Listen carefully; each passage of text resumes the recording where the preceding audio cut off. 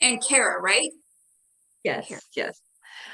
Hi, I am Kara Maiko. I'm with the Tillamook County Pioneer, and this is part of our ongoing series, Get to Know Your Local Elected Official, Potential Elected Official. As everyone knows, we have an election coming up. I'm here to introduce KaSandra Larson and let you speak to the audience directly. Thank you. Thank you for having me today. I really appreciate the opportunity to have this platform. So again, my name is KaSandra Larson. I'm a candidate for County Assessor. I'm currently the Chief Deputy Assessor and Tax Collector for Tillamook County.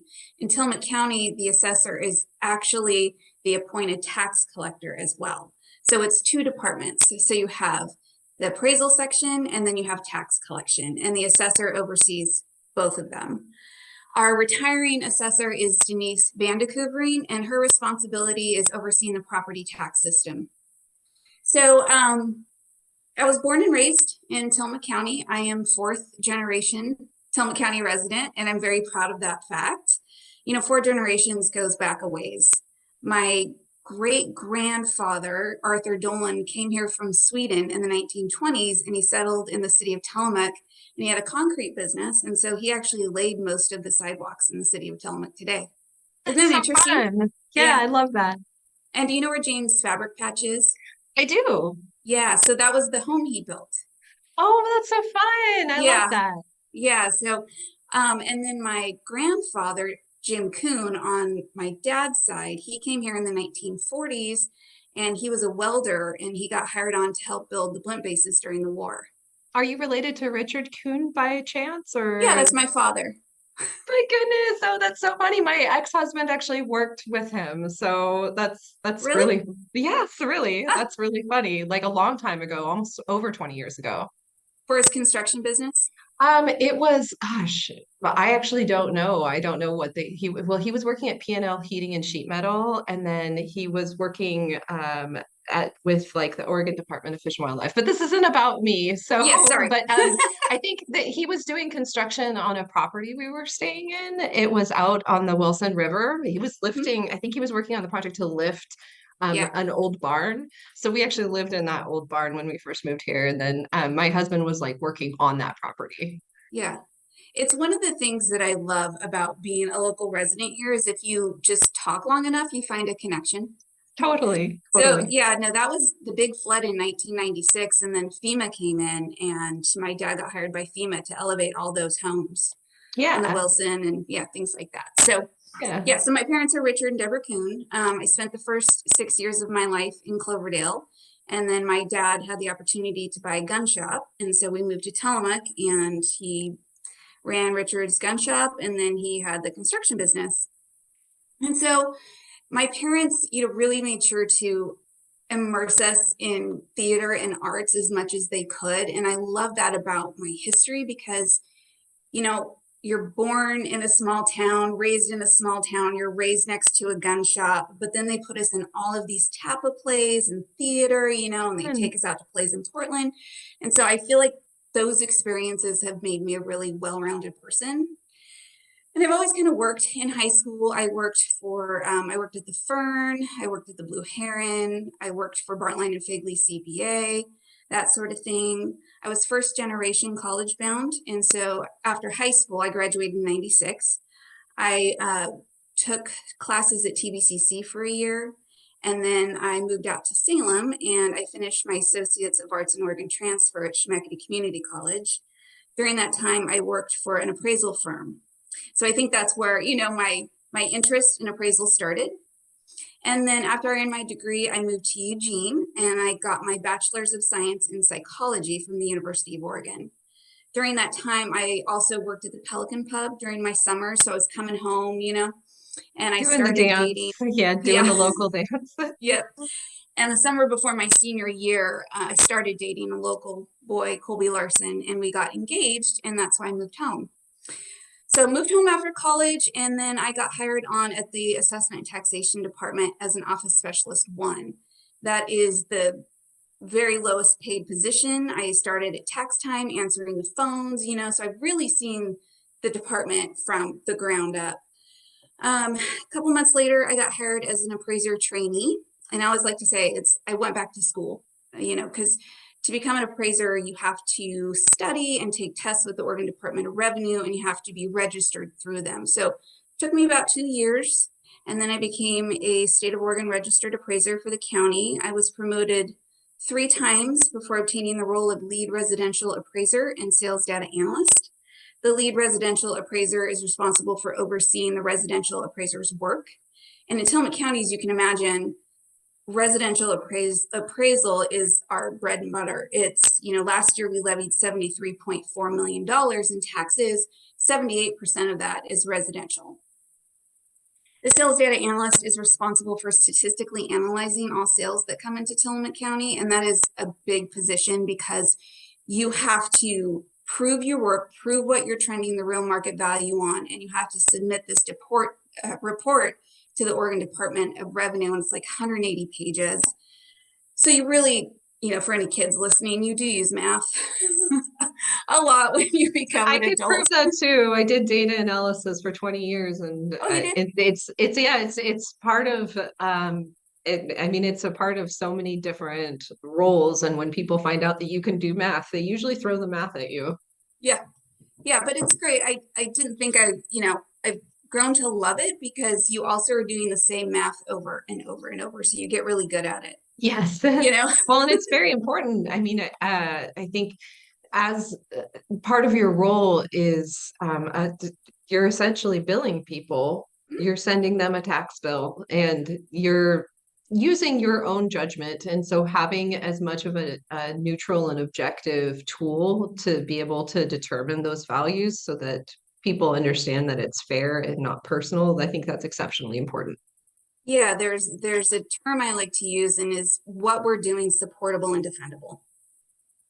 Can you Yeah. go to tax court with it and support it and defend it? So that's behind everything. So about 15 years into my career, so I spent 15 years in residential appraisal, the chief deputy assessor and tax collector position came open. And I applied for it and I got the position. What's interesting about this is that it was a choice to move over to the tax side. At that time, I thought, you know what, Denise is going to retire, Vanderkoover, she's going to retire here. We knew she had it out there, I'm going to retire in 2024. And I thought, I'm going to run for assessor. What an opportunity to get the other side. It's a very unique experience because most assessors just come from appraisal. An assessor should be an appraiser because it's key. You need to be certified, those kind of things.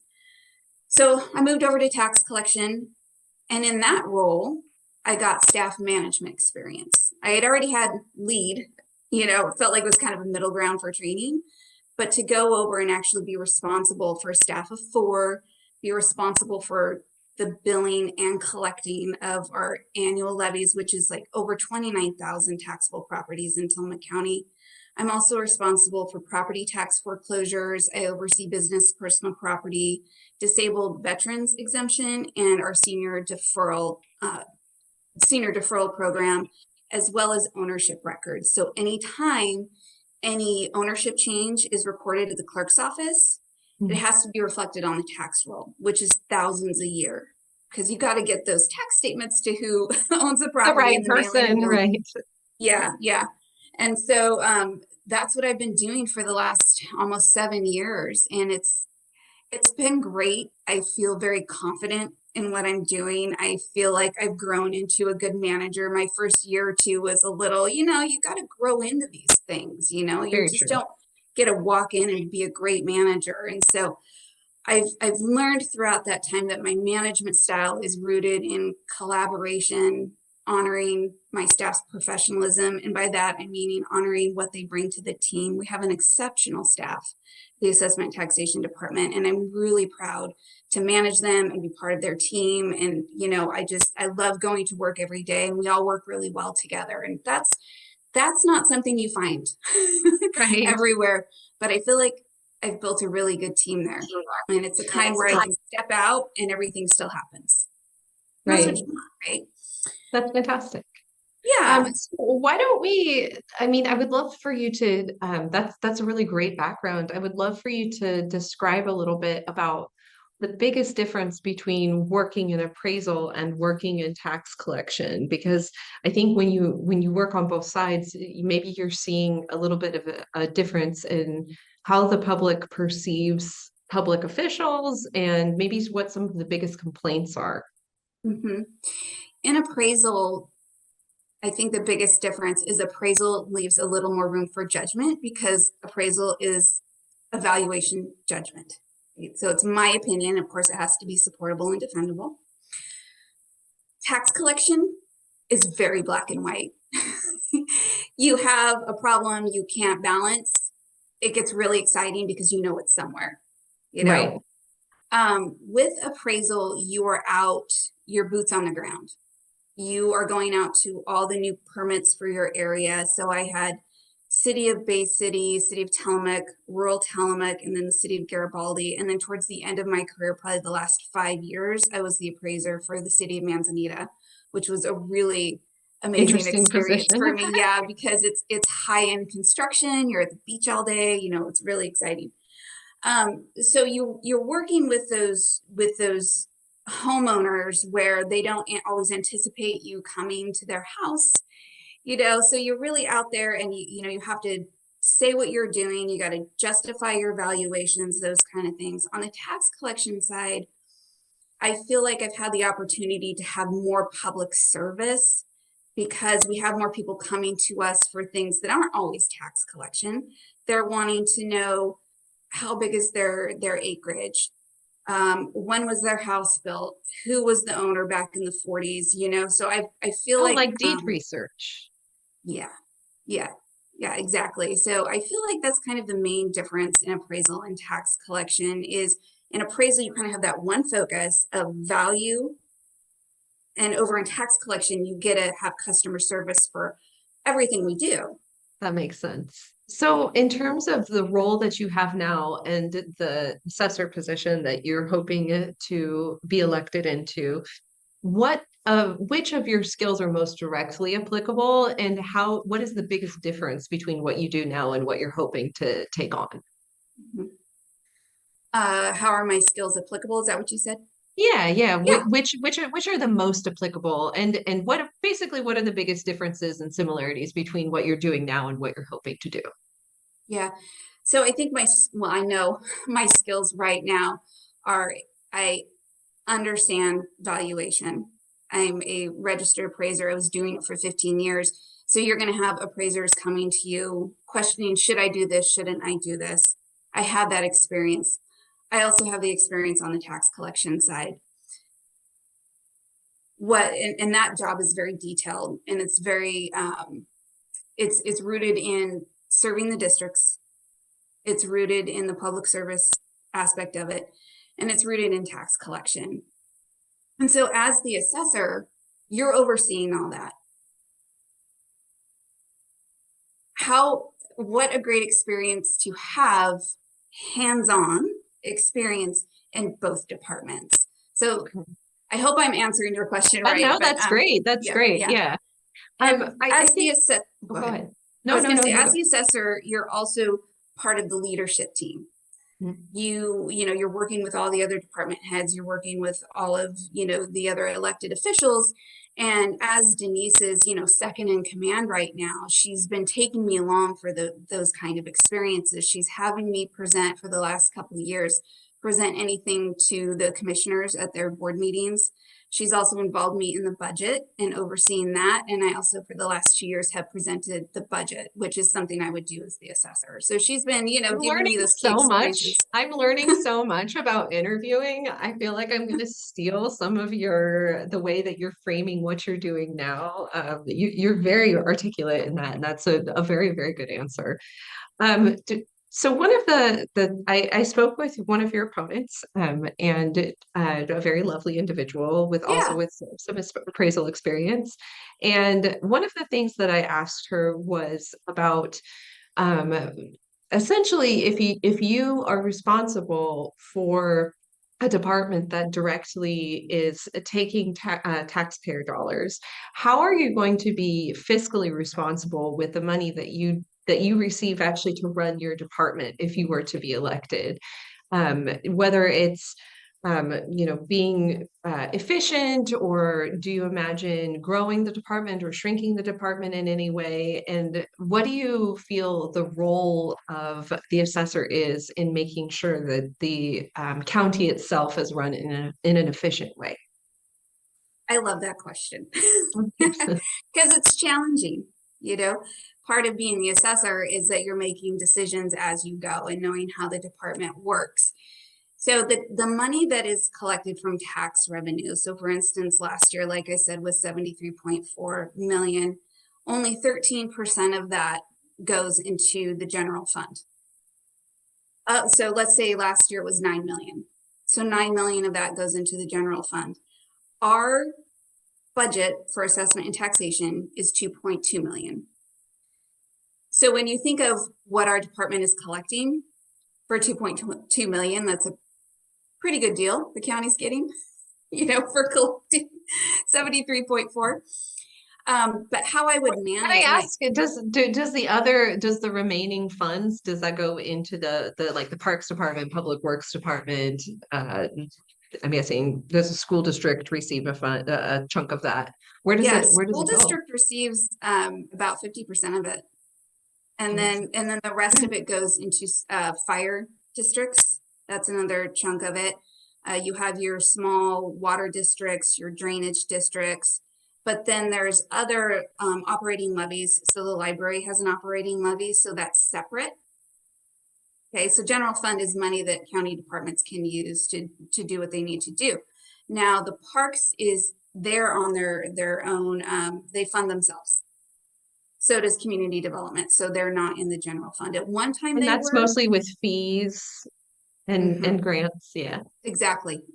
So um, the treasurer is in the general fund, the board of county commissioners is in the general fund, the assessors, the clerks, things like that. So where was I at? 2.2 I think we million. were, yeah, yeah, we're talking about percentages, how much, Yeah. you mentioned the assessor's Oh, office budget, yes. yeah. Yeah.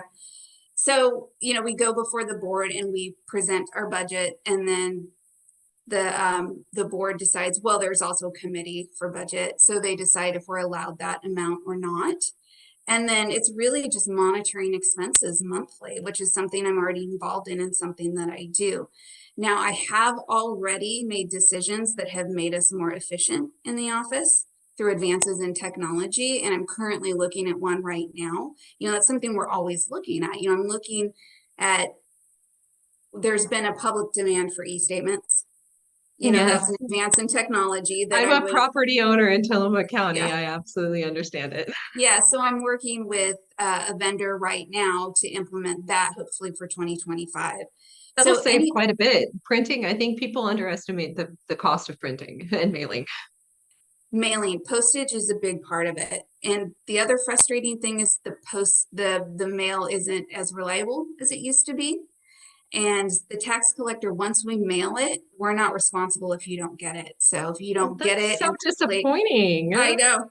Well, we don't want to be responsible for the post office, but once we have No, that, for sure. yeah, once we have that certificate of mail, and you can imagine this has happened a lot, people haven't gotten their statement and then they say, oh, I missed this, and now I have lost this discount and now I have interest. And there's nothing we can do because you as a property owner are responsible for your property taxes and knowing when they're payable and due.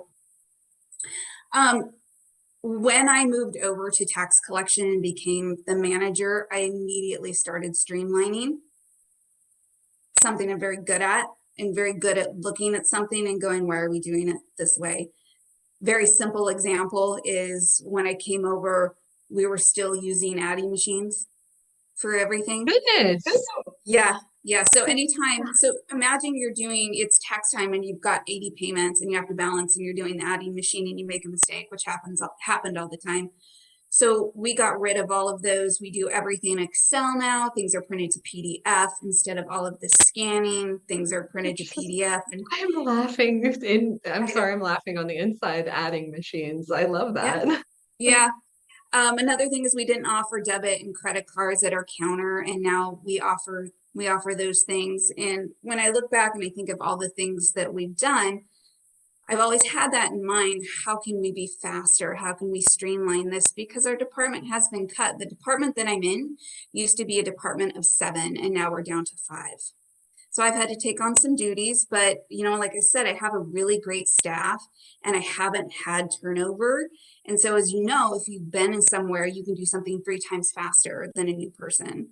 So Very my true. staff takes on a lot of those responsibilities, because they can work faster and they know what they're doing now. That's how That's a, I'm fiscally yeah. responsible. That's a great answer. Man, it's going to be such a hard choice for people. You're extremely qualified, and I'm sure, as you know, your opponent is also very qualified in her own way.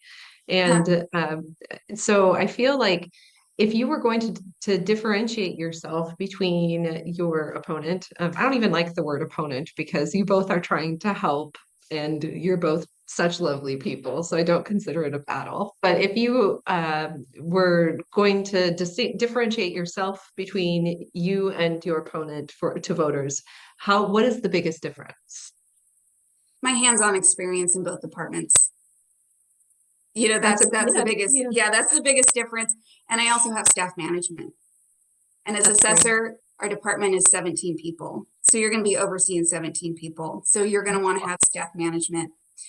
Yeah, my opponent, we started just a couple years apart. So we've really, come up together in this department. And it's just interesting because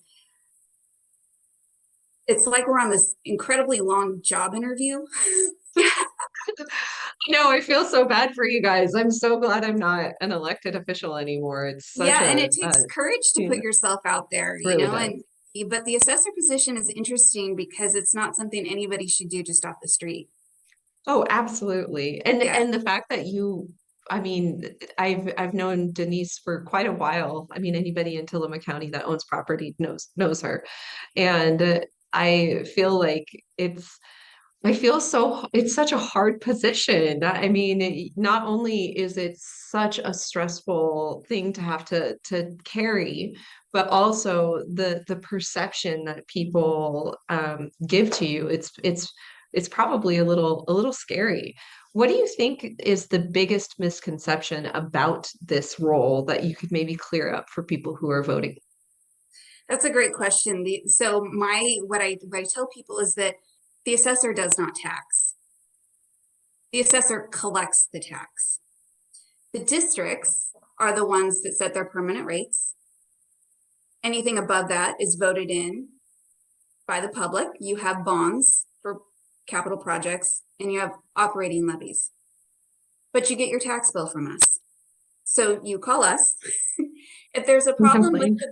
yeah, if there's a problem with the value, that is what we handle because you're taxed on a rate per thousand of assessed value, right? So we can work with the value, but as far as what you're being taxed is on the districts. We're just kind of the middle person that Yeah. collects it. We turn it over to the treasurer and the treasurer distributes it out to the districts. And I think, well, not I think, I know what our office does is a huge public service. Like I said, our budget is 2.2 million, and look how much money we're giving out to our districts. You want to have schools, you want to have education, you want to have the fire districts, you want to have the drainage districts, water, all of those things. You want to have those services, and we all know people that work there, right? So as I part of was this, I was I was elected official for the local fire board in the Nehalem Garibaldi Fire District. And so I absolutely understand that most of these districts are running on shoestring budgets, maybe except the Nehalem. The Nehalem and the Rockaway district don't necessarily run on shoestring budgets because they're a little bit larger, but a lot of it's volunteer work. And I think with the schools too, I think, half if what half of what did you say 76, so it's quite a bit of money. It's over 37,000, it's 38,000, that or 38 million. That's not an insignificant sum, but when you go into the schools, it's like teachers are working with old textbooks. Often they don't have full computer labs. So I think people are pretty aware that the money that is being collected is at least going for the most part towards good things. We don't have that much more time, so I want to make sure I leave you with an opportunity to do your call to action. This is the moment where you can ask people to vote for you. Well, yeah, no, that's great. And I am asking for the public's vote to be the next county assessor. Part of my platform is that I'm committed to the people of Tillamook County. I recognize the importance of our exceptional public service that we provide, and I vow to continue that. I recognize the important service that we bring to the districts of Tillamook County and what they mean to you, and I vow to make that a smooth transition for the public. That really makes the most fiscal sense. If you have someone that has hands-on experience, is deeply rooted in the community, is not going to move, is not going to be looking for other jobs, right? Is out at the ball field with their kids, is at the nonprofit galas, I'm in the community, I'm vested. You can trust me to do the right job, to make the right decisions. You might not like them, But but it's the nobody right. likes taxes. That's why it's like I don't understand why you're running for this position. Everybody Yeah. hates taxes, but thank you for doing something that is a Well, I public think, service. yeah, when you think about it, it's a passion, and I know that sounds weird, but passion is rooted in practice, right? I've been practicing this for 21 years, and you become an expert in your field. And I've become an expert in my field, and I care about the community, and I care about the districts, and I care about doing the job right. So that's my platform. That's why I'm asking for your vote. Wonderful. That's such a lovely note to leave it on. This has been the Tillamook County Pioneers. Get to know your local, soon to potentially be elected official. Thank you so much, KaSandra. That was such a wonderful conversation. I feel like I learned quite a bit about the office, but also it was really nice to get to know you. And you should please say hi to your dad for me. He was one of the first people I met actually when my husband and I moved out here. So thank you. And with that, we will leave you. Thank you.